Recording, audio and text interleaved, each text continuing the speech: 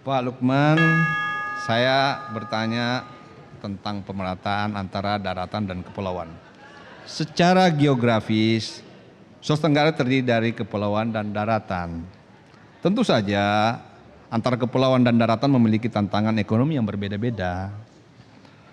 Pertanyaan saya, apa yang saudara lakukan nanti untuk mewujudkan pemerataan ekonomi dan keadilan sosial di wilayah daratan dan kepulauan? Kira-kira seperti itu. Baik, jadi jawab dulu. Dirasa cukup? Masih ada waktu? Cukup. Dirasa cukup. Ya, kami persilakan kepada pasangan calon nomor 3 untuk menjawab. Waktu Anda 1 menit 30 detik dimulai ketika Anda berbicara. Silakan. Ya, terima kasih. Sulawesi Tenggara adalah hamparan daratan dan kepulauan. Luas wilayah Sulawesi Tenggara 71,50% di kepulauan. Masalah pertumbuhan ekonomi dan peningkatan kesejahteraan tentu berbeda-beda. 3 potensi sumber alam di Sulawesi Tenggara yang harus kita tumbuh kembangkan. Yang pertama sektor pertanian dan arti luas yang bertumbuh pada wilayah daratan yang meliputi 8 kabupaten. Kemudian sektor kelautan yang mayoritas ada di kepulauan. Oleh sebab itu dengan program Sultra Peduli Kemiskinan dan Sultra yang produktif kita akan kembangkan bagaimana peran pemerintah untuk sektor pertanian.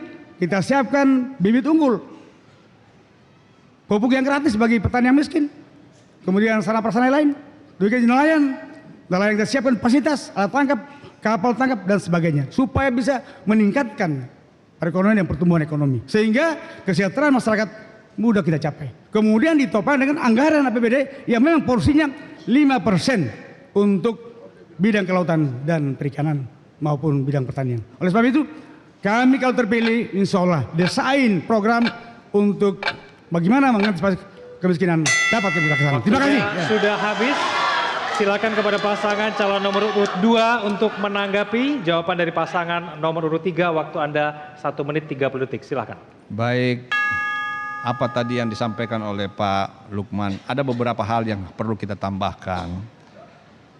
Berkaitan dengan infrastruktur, kita harus tahu bahwa infrastruktur itu ada 2, infrastruktur dasar dan infrastruktur penunjang. Oleh karena itu, apa yang harus kita lakukan dalam infrastruktur dasar dan infrastruktur penunjang, baik itu di daratan maupun di kepulauan. Yang selanjutnya, kita tahu bahwa sektor pariwisata ini, kita tahu ya, Harap tenang, hadirin. kita harap tahu tenang. bahwa sektor pariwisata itu menjadi tulang punggung juga bagi mereka yang berada di kepulauan. Mengapa? Saat ini wisata kita semuanya sebenarnya itu sudah diciptakan oleh alam. Coba kita sentuh dengan teknologi. Oleh karena itu ke depan mungkin perlu adanya inovasi ya bagi pengembangan pariwisata ke depan. Yang selanjutnya juga Aiser Hugua mempunyai program Satria Kepulauan. Apa itu? 1 triliun untuk kepulauan. Ya, itulah kira-kira yang, mohon maaf Pak, saya agak semangat tapi saya tahu pasti Pak Lukman sama Pak ini lebih semangat daripada saya. Terima kasih. Masih ada waktu? Dirasa cukup? Cukup. Ya, silakan pasangan calon nomor urut 3 untuk merespon tanggapan dari pasangan calon nomor urut 2. Waktu Anda 1,5 menit. Silakan. Berbicara infrastruktur, tentunya ada 3 komponen yang merupakan konektivitas, baik infrastruktur bidang perikanan, infrastruktur bidang pertanian, sehingga dengan infrastruktur yang memadai akan meningkatkan pertumbuhan ekonomi masyarakat. Sekarang pemerintah dewasa ini belum memikirkan bagaimana pengembangan potensi yang ada. Infrastruktur merupakan alat untuk mencapai kesejahteraan. Dan kesemuanya ini terpulang program kita dengan memanfaatkan APBD yang porsinya bidang pendidikan 20%, kesehatan 10%, sarana infrastruktur 5%, kemudian bidang perekonomian baik pertanian maupun kelautan porsi 5%. Sehingga dengan anggaran yang memadai, dengan kita meningkatkan peran SDM yang memadai, maka kesejahteraan di Sulawesi Tenggara dapat terwujudkan dengan sebaik-baiknya. Angka kemiskinan di Sulawesi Tenggara adalah 11,2%. Masih tinggi. Karena belum kita maksimalkan potensi sumber air yang ada. Sehingga dengan memanfaatkan potensi sumber air, maka insya Allah dengan kesejahteraan yang memadai, dengan APBD yang memadai, dan yang memadai akan mampu kita wujudkan bagaimana sutra yang kita harapkan dapat kita memberikan peluang-peluang kepada rakyat untuk sejahtera, untuk kepentingan kita bersama. Terima kasih. Baik. Ya, waktunya Anda habis. sudah habis. Selanjutnya kami persilakan kepada pasangan calon nomor urut 3 untuk bertanya kepada pasangan calon nomor urut 2. Waktu Anda bertanya 1 menit dimulai ketika Anda berbicara. Silakan.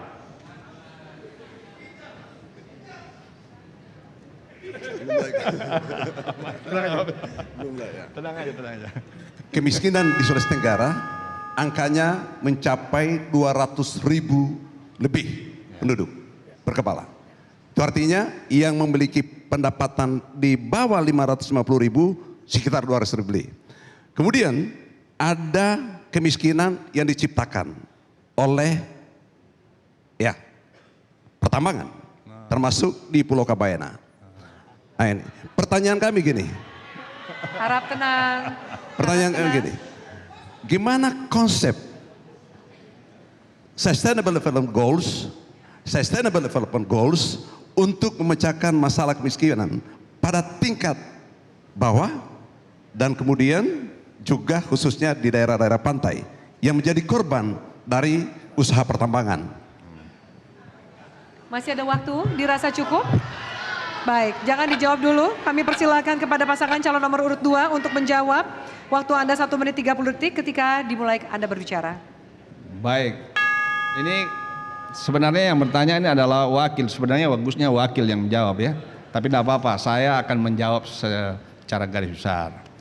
Kalau kita bicara tentang kemiskinan, ya memang akan ada perbedaan antara kemiskinan yang ada di desa sama yang di kota.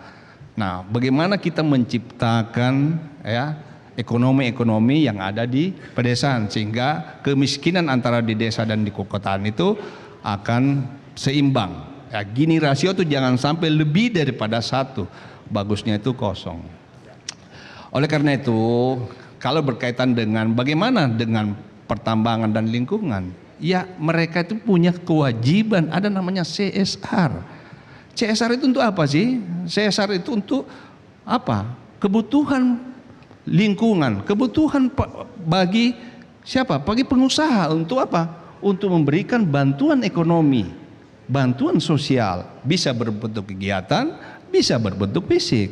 Nah, untuk bisa mencegah terjadinya kemiskinan di lingkungan, maka pemerintah memang harus hadir bersama-sama dengan bersama-sama dan kolaborasi dengan pengusaha agar CSR itu nantinya bermanfaat sehingga tidak terjadi ketimpangan antara masyarakat yang ada di sekitar itu. Kira-kira seperti itu.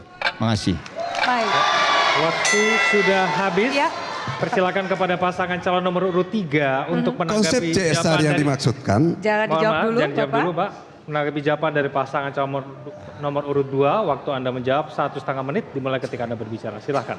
konsep CSR yang dimaksudkan tadi itu sebetulnya tidak menukik pada masalah pertambangan. CSR adalah tanggung jawab perusahaan secara umum. Sehingga kalau pakai konsep CSR sebetulnya di sekitar perusahaan-perusahaan yang ada di Sulawesi Tenggara harus mensejahterakan masyarakatnya. Dunia pertambangan lain, namanya pengembangan masyarakat. Bapak kalau misalnya ada teman Bapak yang usaha pertambangan, kita ajari mereka untuk mengetahui lingkar-lingkar tanggung jawab, ring-ring tanggung jawab. Itu yang saya mau katakan pertama. Kemudian yang kedua, belum menjawab Sustainable Development Goals. Itu namanya partnership for the goals. Itu salah satu yang sudah menjadi anggota Bappenas sekarang ini. Sejak tahun 2022 yang lalu kalau saya nggak salah. Ini setiap pejabat yang tidak mengetahui ini pasti operasionalnya tidak tahu. Apa yang saya mau katakan? Partnership itu adalah segitiga. Ada pemerintah, ada swasta, ada masyarakat menjadi target. Kelompok masyarakat menjadi target ini dua pendekatan yang dilakukan. Itu sedang undang-undang kesejahteraan sosial. Yaitu karitatif jangka pendek dan empowerment jangka panjang.